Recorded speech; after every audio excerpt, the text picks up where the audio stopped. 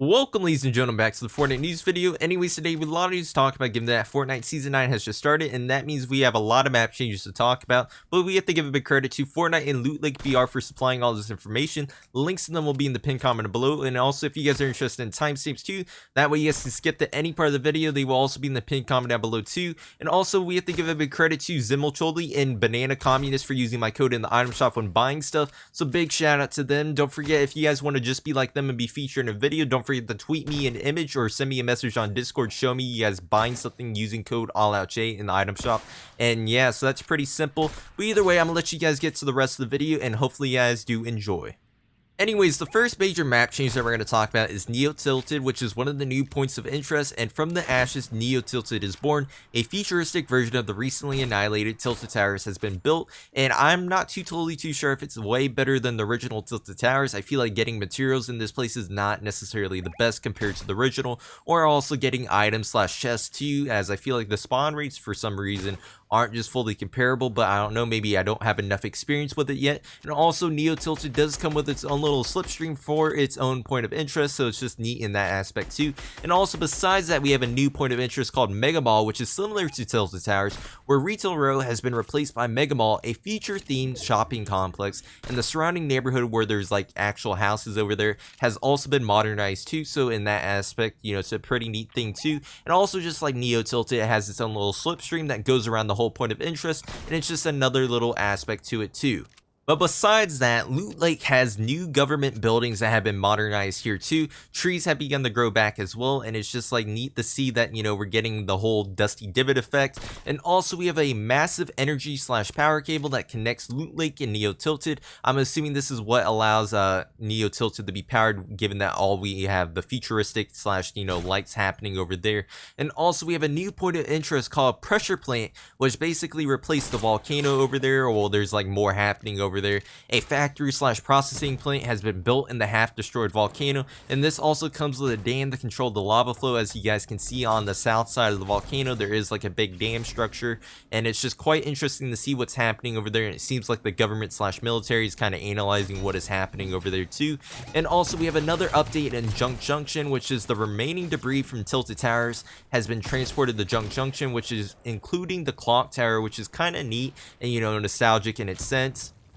And also besides that, we have sky stations that have been added around the map, similar to the pirate forts added in Season 8. We have a total of 7 sky platforms that have been added throughout the map, and they're quite similar to pirate forts, where they kind of have 2 chests or 3 chests that you can get from them. But besides that, they don't really serve as much of a point. You do have to fly up towards them in order to access them, and they also can be basically used as ways to fly around the map, so it's kind of neat in that aspect too.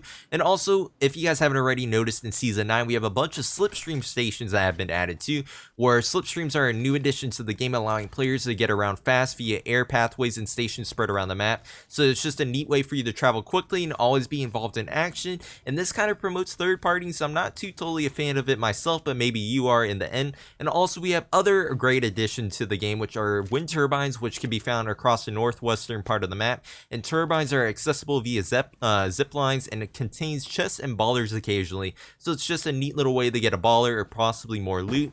Besides all that, we have the Wick House that was added, which is now east of Paradise Palms, and it replaced the Calamity House, which has fully been renovated. It appears to be heavily inspired from the house seen in the John Wick movies, and possibly indicating an upcoming collaboration slash LTM, given that we already have files in the game that kind of speculate it, because we have challenges for it. So it's kind of neat to see that, you know, we're getting a collaboration in some sense with this, so hopefully, you know, ends up being something nice for us. But there is quite a bit of loot that you can get at the Wick House, so I highly recommend that you guys go get go check it out at the very least. And also in other news, we have a fish structure that was added, a new fish structure which can be found at the hot springs northeast of Lazy Lagoon, which is probably going to be something that we have to do with a challenge. But yeah, besides that, nothing too fancy over there.